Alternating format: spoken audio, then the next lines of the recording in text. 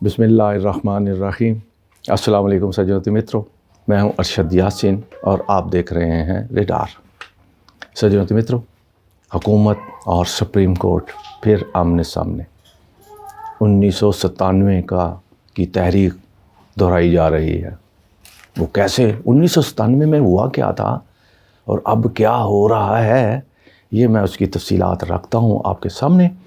Gang of 5, ये 5 बंदों का गैंग क्या है, कौन कौन है इसमें, वो कर क्या रहे हैं, ये इसकी तफसीलात भी मैं आपके सामने रखता हूँ सज्जनों मित्रों। और साथ साथ कहते हैं कि 2 हाज़र सर्विस जजेस पर तौहीन अमेज़ हमला क्यों, और लार्जर बेंच बनाने का इख्तियार आखिर है किसका, ये भी आज मैं आपके सामने रख देता हूँ। और सरकारी टेलीविज़न पर एक मुजरमा सजाद याफ्ता की तौहीन अमेज़ तकरीर क्यों, किसने करवाई। और सबसे अहम मामला सज्जनों मित्रों, रियासत मुखालफ बयानिया, सुप्रीम कोर्ट का करा इम्तिहान शुरू हो गया।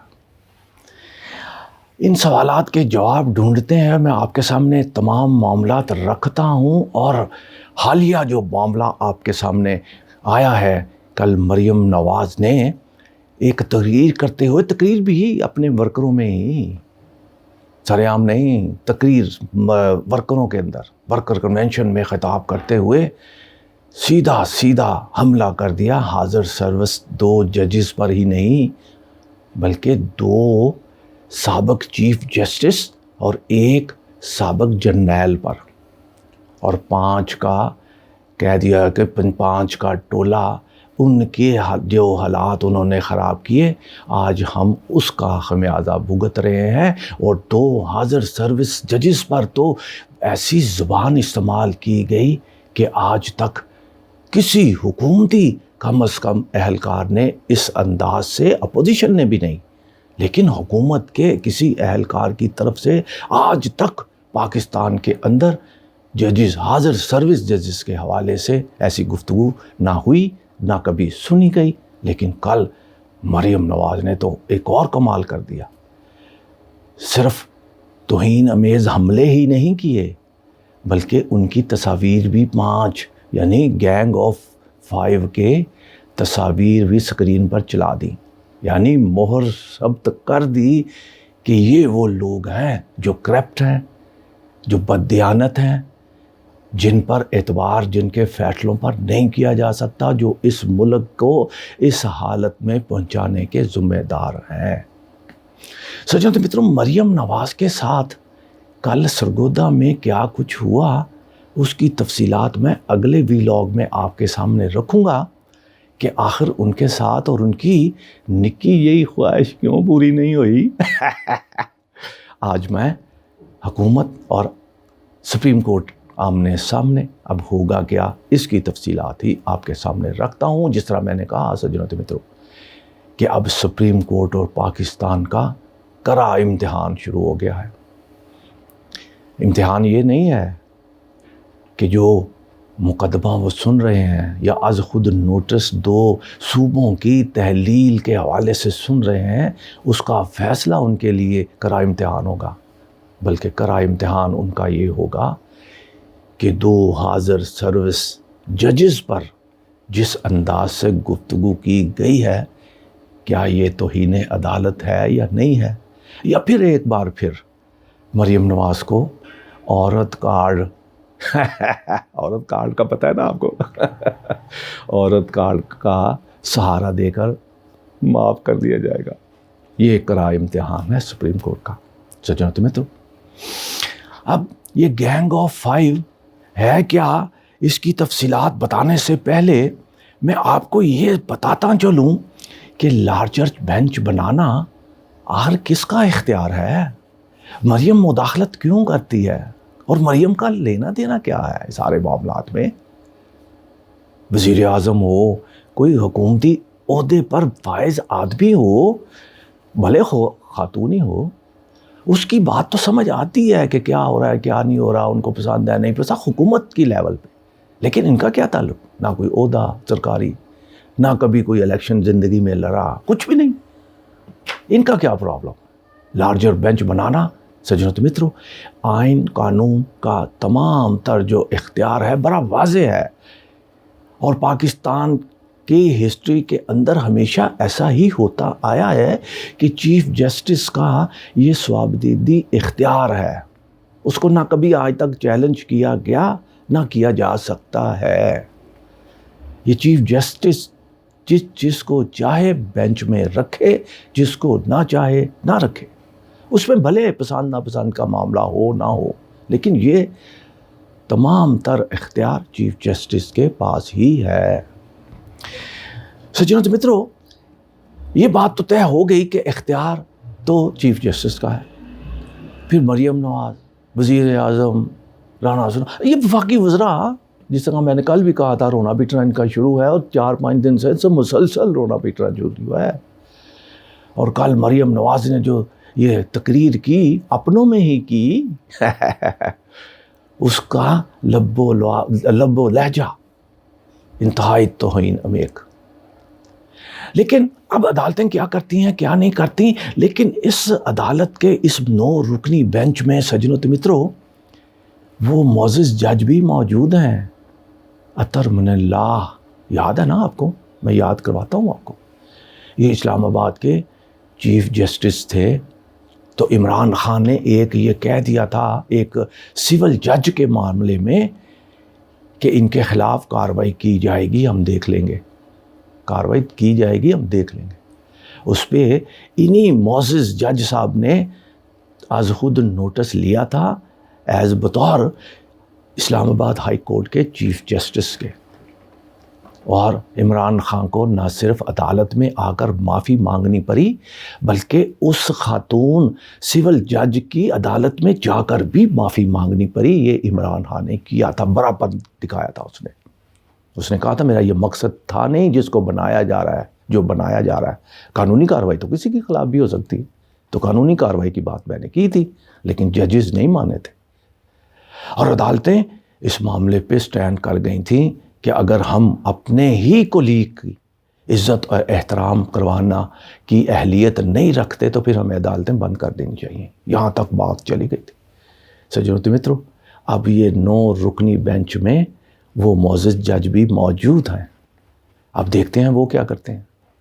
اطہر من اللہ، مریم نواز کو تو پہلے بھی انہوں نے بہت سارے معاملات میں ریلیف دیا، لیکن اس پہ کسی نے کبھی آواز نہیں اٹھائی. ان کا حق ہے انصاف کرنا، تو انہوں نے کوئی کرنا ہے.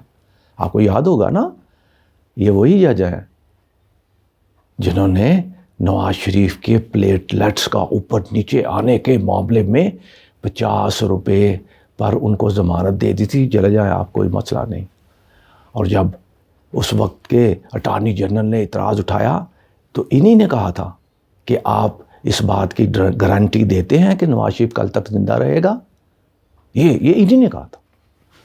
آخرکار وہ بھی خاموش ہو گئے، اور 50 روپے کے ضمانت پر جناب وہ ایسا دوائی لینے گیا، آج تک واپس نہیں لوٹا. بھائی کی حکومت ہے، وزیر اعظم ہے، حکومت بھی ان کی ہے، لیکن پھر بھی نہیں آیا. یہ عدالتوں کا مذاق. لیکن سجنوں تو مترو، بات آج ہم اسی پیرائے میں ہی کریں گے کہ ٹیلی ویژن پر سرکاری ٹیلی ویژن اور نجی ٹیلی ویژن، جو پرائیویٹ ٹیلی ویژن ہے، جو مرضی چلاتے پھر، ان کو تو کوئی نہیں روکنے والا نا. اور ویسے بھی حکومت نے تو ان کے مالکان کو لاکھوں کروڑوں روپے جو ہیں وہ رشوت کے طور پہ دیے ہوئے ہیں اشتہاروں کی مد میں. اس لیے حکومت جو کہتی ہے وہ تو کرتے ہیں، وہ کرنا بھی چاہیے.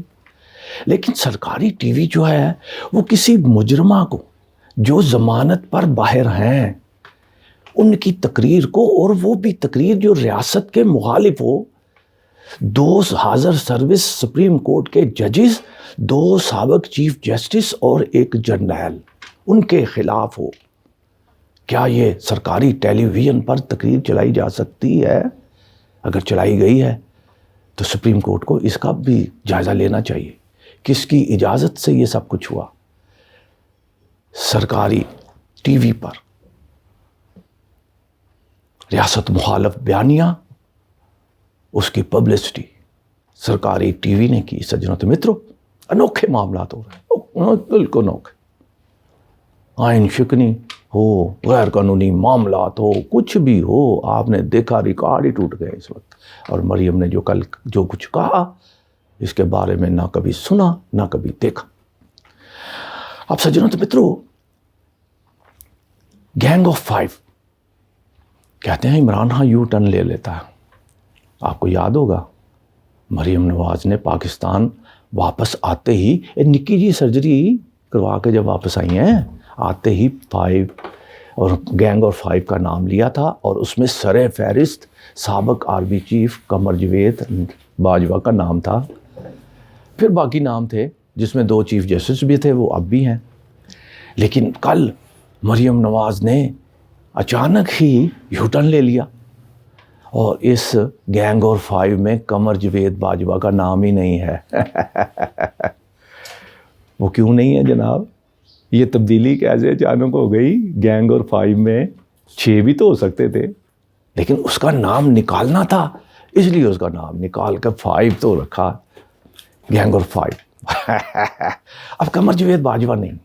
کیوں نہیں ہے؟ اس لیے کہتے ہیں کہ اس وقت جو حکومت موجود ہے اس کے 14 جماعتوں کے اتحاد کے سربراہان سے جو ڈیل ہوئی تھی NRO 2, وہ قمر جاوید باجوہ سے ہی ہوئی تھی. اور قمر جاوید باجوہ نے ہی ان لوگوں کو اس کے لیے سہولت کاری کی, اور اس کی بدولت ہی مریم نواز کو پاسپورٹ ملا, اور یہ باہر گئیں اپنی نکی جئی سرجری کروانے کے لیے. نکی جئی سرجری پر کتنا سرکاری خرچہ ہوا یہ بھی میں اگلے ویلاگ میں آپ کو بتا دیتا ہوں.